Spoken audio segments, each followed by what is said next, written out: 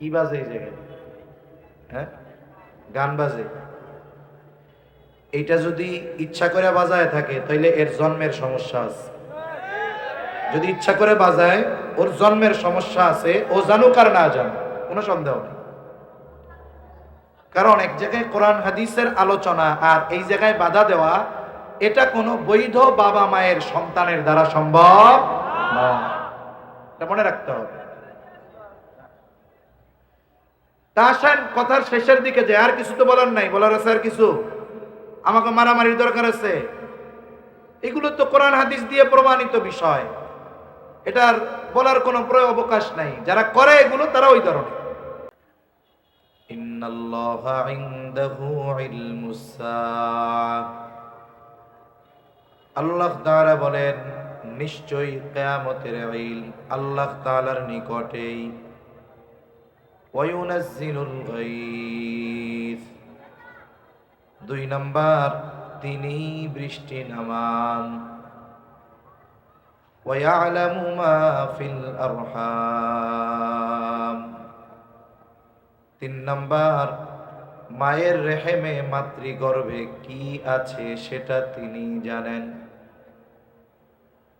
চার নম্বর আল্লাহ তাআলা বলেন ওয়া মা তাদরি নাফস, আল্লাহ তাআলা বলেন ওয়া ইয়ালামু মা ফিল আরহাম ওয়া মা তাদরি নাফসুম মাযা তাকসিবু গাদা,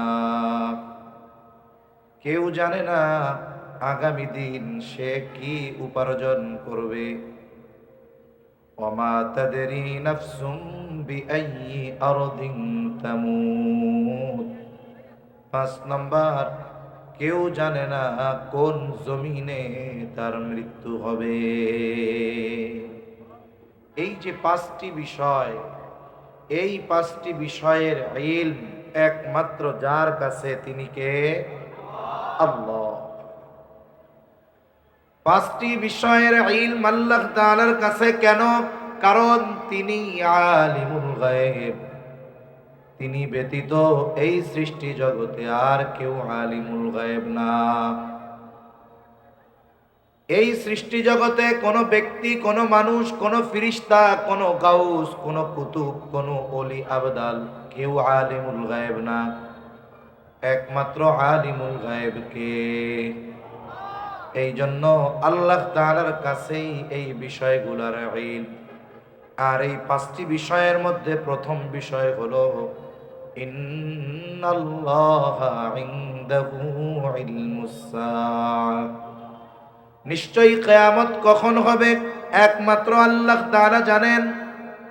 কিয়ামত হবে এই ব্যাপারে কোনো সন্দেহ নাই। কিয়ামত হবে এর উপরে আমাদের ঈমান আছে, বিশ্বাস আছে। কিয়ামত এমন এক সত্য যার ব্যাপারে ওয়াদা করেছেন আল্লাহ, আর এই ওয়াদার সত্যায়ন করেছেন রাসূলগণ। তাহলে কিয়ামত হবে কোনো সন্দেহ নাই। তবে কোন সময় হবে এটা দুনিয়ার কারো জানা নাই। ওই সুনির্দিষ্ট সময় যিনি জানেন তিনি কে? আল্লাহই জানেন যে কিয়ামত কখন হবে। আমার আপনার নবীজিও জানেন না, ফিরিস্তা জিবরাইল আলাইহিস সালামও জানেন না। অথচ আমাদের দেশে কিছু মানুষ আছে, কিছু ভাই আছে, তারা নিজেদেরকে আশিকে রাসূল দাবি করে। আশিকে রাসূলের মূল সিম্বল, মূল আলামত হলো সুন্নাত। তার মধ্যে সুন্নাত নাই, সুন্নাতের কোনো খবর নাই। তিনি দাবি করেন আশিকে রাসূল। নবীকে মুহাব্বতের দাবি করতে করতে একটা সময় তিনি বলেন, বা তারা বলে, আল্লাহ যেমন হাজির নাজির, নবীজিও তেমন হাজির নাজির। নাউজুবিল্লাহ বলেন। আল্লাহ যেমন আলিমুল গায়েব, নবীজিও তেমন আলিমুল গায়েব। এই মানুষগুলো নবীজিকে আলিমুল গায়েব বলে, হাজির নাজির বলে। অথচ বলেন তো আলিমুল গায়েব একমাত্র যিনি, তিনি কে? আরো জোরে বলেন না কে? আল্লাহ তাআলা কোরআনুল কারীমের মধ্যে বলেন আমরা কম বেশি সকলে প্রতিদিন সকাল সন্ধ্যায় সূরা হাশরের শেষ 3 আয়াত তিলাওয়াত করি। আমরা কি বলি? হুয়াল্লাহুল্লাযী লা ইলাহা ইল্লা হু আলিমুল গায়বি ওয়াশ শাহাদাতি হুয়ার রহমানুর রহিম। আমরা প্রতিদিন সকাল সন্ধ্যা তো এই কথাই বলি যে আল্লাহই আলিমুল গায়ব, তিনি ব্যতীত সৃষ্টি জগতে আর কেউ আলিমুল গায়ব না। এই জন্য কিয়ামত কখন হবে এটা আমার আপনার নবীজিও জানেন না। অথচ একদল মানুষ নবীজিকে আলিমুল গায়ব সাব্যস্ত করার জন্য কত অপব্যাখ্যা করে। অথচ শত শত দলিল প্রমাণ কোরআন হাদিসের মধ্যে আছে যে নবীজি আলিমুল গায়ব নয়। প্রসিদ্ধ একটা হাদিস আছে, হাদিসে জিবরিল। হাদিসে জিবরিল এক নাম, আর এক নাম হলো উম্মুস সুন্নাহ। হাদিসে জিবরিল নাম হওয়ার কারণ হলো জিবরাইল আলাইহিস সালাম মানবাকৃতিতে সাহাবায়ে কেরামের উপস্থিতিতে নবীজির কাছে আসছেন। এই যে এসেছেন জিবরাইল আলাইহিস সালাম, এই জন্য এই হাদিসের এক নাম হলো হাদিসে জিবরিল। এখন আসছেন কেন? উদ্দেশ্য হলো সাহাবায়ে কেরামকে দ্বীনের মৌলিক বিষয়গুলো শিক্ষা দেওয়া। এই জন্য আরেক নাম হলো উম্মুস সুন্নাহ। জিবরাইল আলাইহিস সালাম আমার আপনার নবীজিকে বেশ কয়েকটি প্রশ্ন করেছেন। আমার আপনার নবীজি প্রশ্নগুলোর জবাব দিয়েছে। সাথে সাথে প্রশ্নকারী জিবরাইল আলাইহিস সালাম এই জবাবগুলোর সত্যায়ন করেছেন। এক নম্বরে প্রশ্ন করেছেন, আখবিরনি আনিল ইসলাম। নবীজিকে জিজ্ঞাসা করতেছে জিবরাইল আলাইহিস সালাম যে আপনি আমাকে বলেন ইসলাম কি। অথচ নবীজিও জানে, জিবরাইল আলাইহিস সালামও জানে। তাহলে প্রশ্ন করার উদ্দেশ্যটা কি? উদ্দেশ্য হলো সাহাবায়ে কেরামকে দ্বীনের এই মৌলিক বিষয়গুলো সম্পর্কে জানানো। নবীজি জবাব দিলেন, জিবরাইল আলাইহিস সালাম এই জবাবের সত্যায়ন করলেন।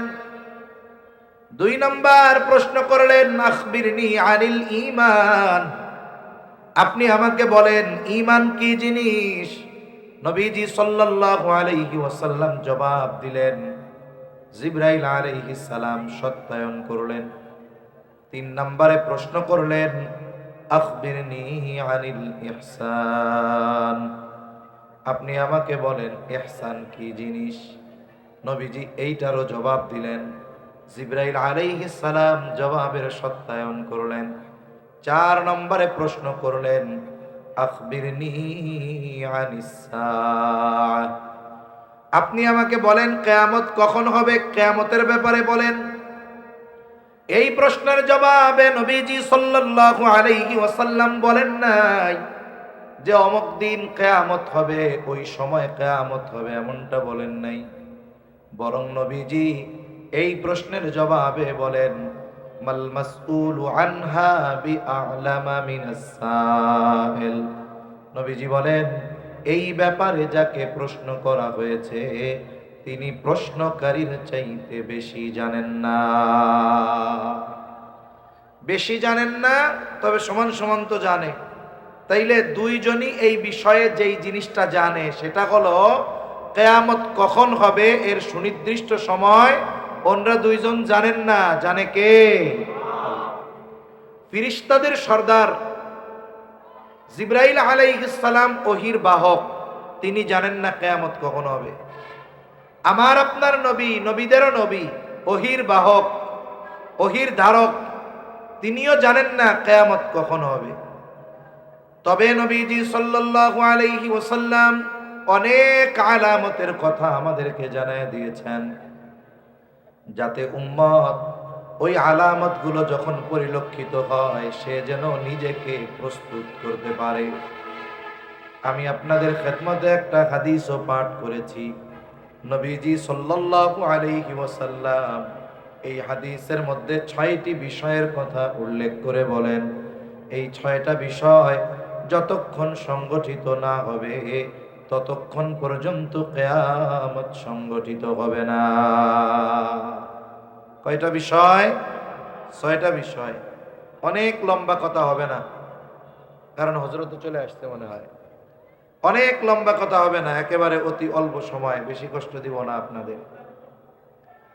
عن أبي هريرة رضي الله تعالى عنه قال قال رسول الله صلى الله عليه وسلم আবু হুরায়রা রাদিয়াল্লাহু তাআলা আনহু থেকে বর্ণিত, রাসূলুল্লাহ সাল্লাল্লাহু আলাইহি ওয়াসাল্লাম বলেন, লা তাকুমুস সাআতু হাত্তা ইউকবাদাল ইল। নবীজি সাল্লাল্লাহু আলাইহি ওয়াসাল্লাম বলেন, কিয়ামত ততক্ষণ সংগঠিত হবে না যতক্ষণ ইলম উঠিয়ে না নেওয়া হবে। তার মানে কিয়ামতের আগে ইলম উঠিয়ে নিয়ে যাওয়া হবে। এই বিষয়টাকে অনেক মানুষ না বোঝার কারণে, বিশেষ করে গ্রামের মানুষ একসময় গল্পই বলতো যে আল্লাহ তাআলা কিয়ামতের আগে কোরআন হাদিস উঠায় নিয়ে যাবে। অথচ বাস্তবতা হলো কোরআনও থাকবে, হাদিসও থাকবে, কিন্তু ইলম আল্লাহ উঠায় নিয়ে যাবে। এটা কেমনে? গ্রামের মানুষ বলা বলি করত যে রাতের বেলা একদিন কোরআন হাদিসের লেখা সব উঠে যাবে, মানুষেরা কোরআন হাদিস সব ভুলে যাবে। কিন্তু বিষয়টা এমন নয়, বরং কোরআনও থাকবে, হাদিসও থাকবে, কিন্তু ইলম আল্লাহ উঠায় নিয়ে যাবে। অথচ ইলমের মূল উৎস হলো কোরআন আর হাদিস।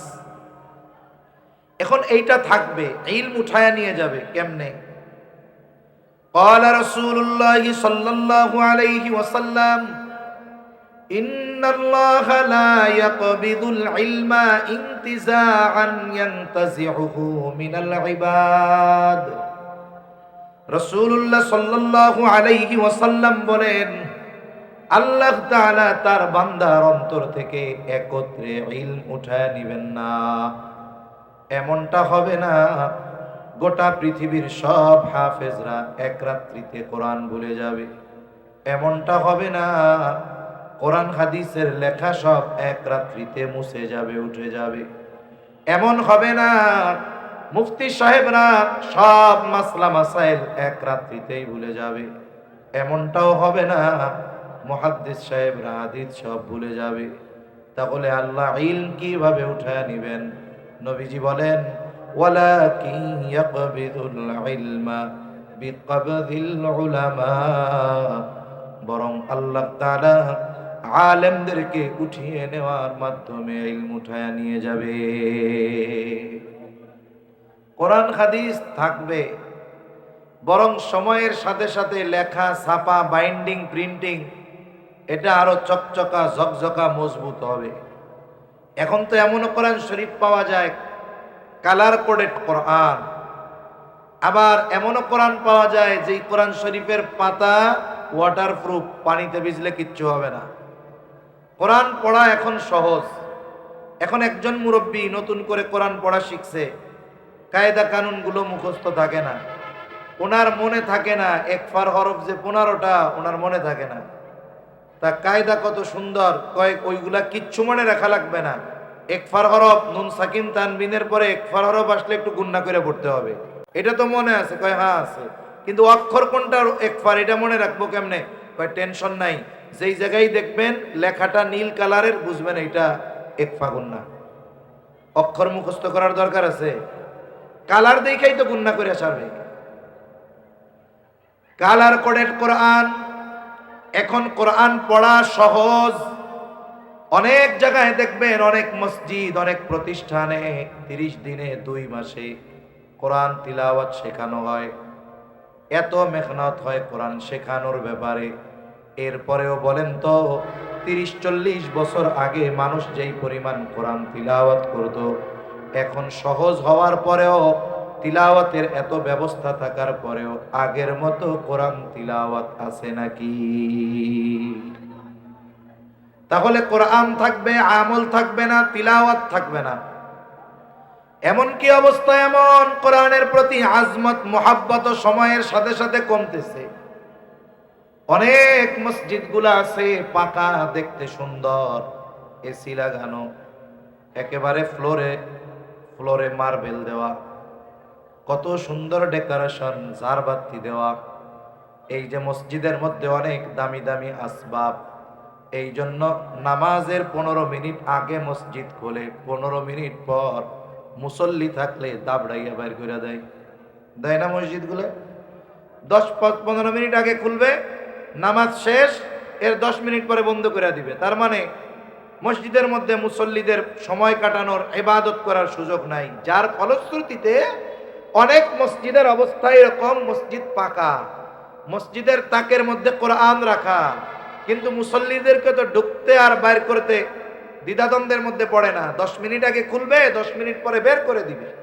এখন ওই কোরআনগুলো তাকে আছে না, পড়তে পড়তে পড়তে পড়তে ময়লা পড়ছে, ধুলাবালি জমছে, ওই জায়গায় মাকড়সায় বাসা বানাইছে, কোরআনের উপরে টিকটিকি আর তেলা পোকা পায়খানাও করে রাখছে। আহ, মসজিদ এত সুন্দর, কিন্তু মসজিদের মধ্যে ওই কোরআন সবচাইতে অবহেলিত, সবচাইতে খারাপ অবস্থায় আছে ওই কোরআন। তাহলে মূল কথা হলো কোরআনও থাকবে, হাদিসও থাকবে। ইলম আল্লাহ কিভাবে উঠায় নিবে? বলে আলেমদের উঠিয়ে নেওয়ার মাধ্যমে। সমকালীন সময়ে যেই সমস্ত উলামা হযরত আমাদের থেকে বিদায় নিয়েছেন, শাইখুল ইসলাম আল্লামা শাহ আহমদ শফি রহমাতুল্লাহি আলাইহি, জুনাইদ বাবু নগরী রহমাতুল্লাহি আলাইহি, মুফতি আজম আব্দুস সালাম চটগামী রহমাতুল্লাহি আলাইহি, পটিয়ার মুফতি আহমদুল হক সাহেব রহমাতুল্লাহি আলাইহি, এই ধরনের যেই সমস্ত দেশ বরেণ্য, বিশ্ব বরেণ্য মুহাক্কিক উলামা হযরত সম্প্রতি সময় 4-5 বছরের মধ্যে দুনিয়া থেকে বিদায় নিয়েছেন, ওনাদের বিদায়ের পর ওনারা যেই জায়গার শাইখুল হাদিস ছিলেন, ওই মসনদে আরেকজন শাইখুল হাদিস হিসাবে দায়িত্ব নিয়েছে।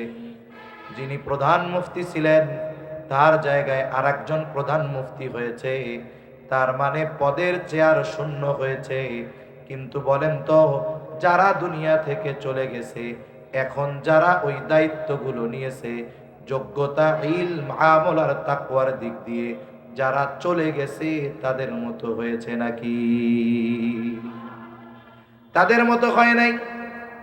যারা চলে গেছে তাদের অবস্থান এই জায়গায়, যারা আছে তাদের অবস্থান এই জায়গায়। বলে এনাদের পরে যারা আসবে তাদের অবস্থান হবে এই জায়গায়। সময়ের সাথে সাথে এই বিষয়টা শূন্যের খাতায় পৌঁছায়া যাবে। নবীজি জানায় দেন, ওই সময়ও কিন্তু কোরআন হাদিস লেখা থাকবে, কিন্তু ওই রকম কোরআন হাদিস বোঝানোর মতো মুত্তাকি মুহাক্কিক আলেম দুনিয়ায় থাকবে না। এইবার মানুষেরা জাহেলদের কাছে ফতোয়া জিজ্ঞাসা করার জন্য যাবে, কারণ তখন জাহেলদেরকে মানুষেরা ধর্মীয় নেতা বানাবে। তাদের কাছে গিয়ে ফতোয়া জিজ্ঞাসা করবে, ওই জাহেল যাচাই বাছাই না করে ফতোয়া প্রদান করবে। নবীজি জানায় দেন, ফতোয়া প্রদানকারী আর জিজ্ঞাসাকারী উভয়ে পথভ্রষ্ট হবে। তাহলে প্রথম কথা, কিয়ামত ততক্ষণ হবে না যতক্ষণ না ইলম উঠিয়ে না নেওয়া হবে। আর আল্লাহ তাআলা ইলম কিভাবে উঠায় নিবেন? আলেমদেরকে উঠায় নেওয়ার মাধ্যমে আল্লাহ ইলম উঠায় নিবেন। এই জন্য আমাদের করণীয় কাজ, 1 নাম্বার, যারা দুনিয়া থেকে চলে গেছে উলামায়ে কেরাম, তাদের জন্য দোয়া করা। যারা দুনিয়ায় আছে তাদের জন্য আল্লাহর কাছে নেক হায়াত কামনা করে দোয়া করা। সাথে সাথে আলেম তৈরির কারখানা, ফ্যাক্টরি, এই মাদ্রাসাগুলোর প্রতি সর্বোচ্চ সহমর্মিতা প্রদর্শন করা। এমনটা যেন আমাদের মাধ্যমে না হয় যে আমরা জাগতিক কারণে, রাজনৈতিক কারণে, আমার দলের না হওয়ার কারণে উলামায়ে কেরাম, মাদ্রাসা, কোরআন হাদিস এইগুলারে যেন আমরা দুশ্মন না বানাই। এই কাজ করেন না, তাহলে ধ্বংস হয়ে যাইতে হবে।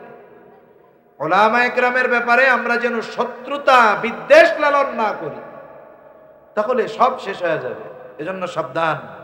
আমরা যাই মনে করি না কেন, এই যে দুনিয়া, কিয়ামত আমাদের থেকে দূরে থাকার অন্যতম কারণ এই উলামায়ে কেরাম। কেননা তাদের মাধ্যমে আল্লাহ তাআলা ইলমের হেফাজত করেন।